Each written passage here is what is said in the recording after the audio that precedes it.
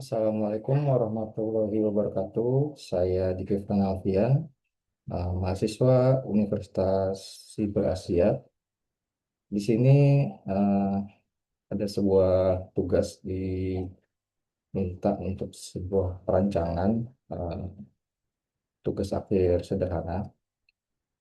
Jadi eh, memang jauh masih dari tugas akhir, namun ini sebuah perancangan sederhana dari sebuah jaringan ya, dengan memanfaatkan topologi di mana tujuan dari perancangan ini meskipun masih sangat sederhana tapi scalable. Dalam arti kalau perlu diperluas atau diperbanyak jumlahnya itu bisa dilakukan ya. Um, Mari kita lihat penjelasannya. Jadi di sini kita ada sebuah gambaran dari topologi dibuat dengan visual paradigm online ya. Sini saya membuat dari web ya. Nah, di sini kita lihat kita punya server ya di sini, server untuk menyimpan data, eh, menyimpan file-file penting, juga bisa lisensi perusahaan ya, atau eh, di tempat kerja. Jadi di sini saya menggunakan contoh di kampus misalnya ya. Jadi di sini ada lab komputer, ada kantor pegawai ataupun dosen misalnya ya. Nah, juga ada servernya ya. Bisa juga servernya untuk menghubungkan ke website kampusnya ya, untuk bisa diakses di internet. Oke. Oke, tadi server ini udah ada ya. Selanjutnya server itu terhubung di switch utama ya. Ini switch yang harus dengan eh, spek tertinggi ya, harusnya ya. Speknya harus tinggi. Jadi nanti switch utama dia menghubungkan ke router ya, lalu menghubungkan ke server juga dan menghubungkan ke switch lagi ya, atau distribution switch, switch yang um, mungkin menjadi backbone juga nanti ya. Oke, switch utama menghubungkan ke router dan router menghubungkan ke internet supaya eh, jadi labnya bisa mengakses internet, kantor juga bisa mengakses internet, dan server bisa terhubung ke internet. Nah, distribution switch ini kenapa tidak langsung ke switch utama? Manfaatnya nanti kalau skalanya diperbesar ya, jadi kantornya ini kan nggak mungkin cuma satu kantor dan satu lab gitu. Jadi distribution switch ini bisa ditambah atau juga bisa dimanfaatkan selama masih bisa ya, itu untuk mengurangi beban dari switch utama gitu. Dan juga dari segi keamanan juga sih. Nah, dari distribution switch dibagi lagi per ruangan ya. Per ruangan nih misalnya di lab nih. Ini contoh 5. Bisa aja dibuat tergantung switchnya. Bisa yang 10 ya, misalnya labnya 10. Terus switchnya dia mampu yang 32 ya. Atau eh, terbagi lagi dari switch lab ke switch yang lebih kecil lagi ya. Jadi bertingkat juga bisa gitu. Jadi misalnya switchnya ada yang port 16 ya. Nah, misalnya mau yang 30 berarti bisa dibagi dua ya. Ada switch lagi di bawah ini. Ini sebuah gambaran sederhana misalnya menggunakan 5 ya. Menggunakan 5, ada 5 PC lab. Nah, biasanya sih 10 ke atas ya kalau lab itu. Bisa 20 atau 30 unit. Oke. Ini gambaran sederhana untuk penggunaan di lab komputer. Nah, switch kantor di sini dia ada contohnya ada dua PC dari staffnya ya, PC satu dan PC dua. Nah, di sini kalau bekerja tentunya butuh printer ya. Nah, printer ini kita bisa masukkan juga eh, untuk bisa sharing dalam satu ruangan ini. Kenapa satu ruangan aja di printernya ya? Karena kalau ngeprint di beda ruangan biasanya kan justru mempersulit kita ya, terlalu jauh. Jadi ini bisa dibagi lagi nih per ruangan ya.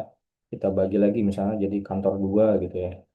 Kantor dua ya dengan jumlah PC misalnya lebih banyak. Ya tergantung switch-nya aja nanti kita gunakan ya. Menggunakan yang berapa port. Itu juga dengan labnya gitu. Labnya misalnya eh, masing-masing lab ada 30 unit untuk kampus yang besar. Ya, itu kita 30 unit atau lebih bisa juga ya. Terus juga labnya kan nggak cuma satu ya. Labnya bisa jadi ada 10 atau lebih ya. Juga ini kan eh, masih anggapan satu gedung. Bisa juga ditarik lagi menggunakan distribusi switch lagi ya. Karena kalau misalnya masih pakai kabel UTP kan dia terbatas ya jaraknya. Juga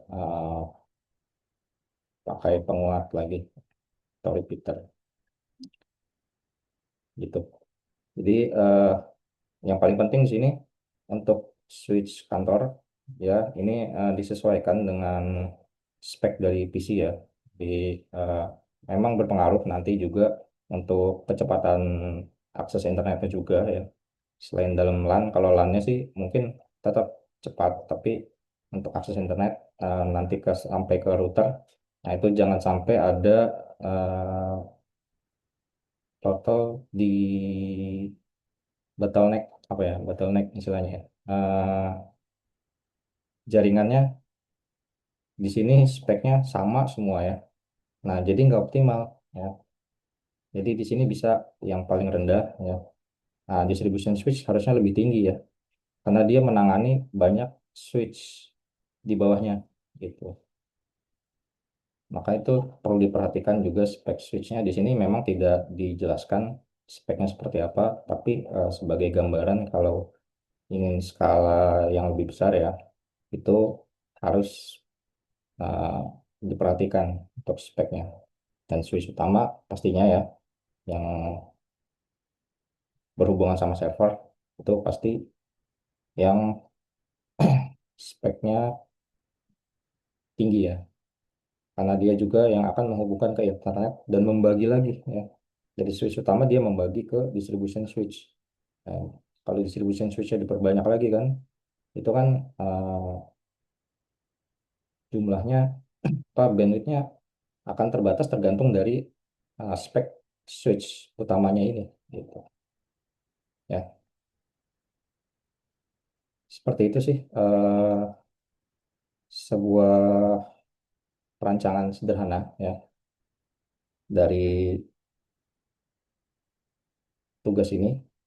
Eh, oh ya, untuk topologi yang digunakan ya di sini terlihat ya dari switch ke unit masing-masing ini, meskipun ini berbaris tapi sebenarnya menggunakan topologi star ya. Jadi mereka masuk ke portnya masing-masing. Juga lab menggunakan topologi star. Nah, namun dari distribution switch ini juga kita menggunakan gabungan seperti topologi tree ya, pohon. Jadi nanti bisa disebar gitu. Nah, switch utama juga nanti bisa seperti tree ya. Nah, ini contohnya cuma satu sih ya. Tapi dari switch utama ke distribution switch-nya itu nanti bisa seperti tree. Tapi dari sini kita lihat ya, di sini star kenapa? Karena dia uh, sama router juga ya, sama router sama server. Ya, ya intinya di sini ya. Intinya di kantor di sini kita menggunakan star, di lab menggunakan star. Ya. Nah di sini untuk distribution switch ke switch aksesnya ya, akses di lab dan akses di kantor atau di ruangan perpus misalnya itu menggunakan tree ini distribusinya. Gitu.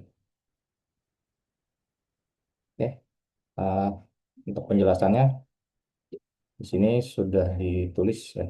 di hafalannya, di lembar jawaban. Jadi kurang lebihnya mohon maaf. Assalamualaikum warahmatullahi wabarakatuh.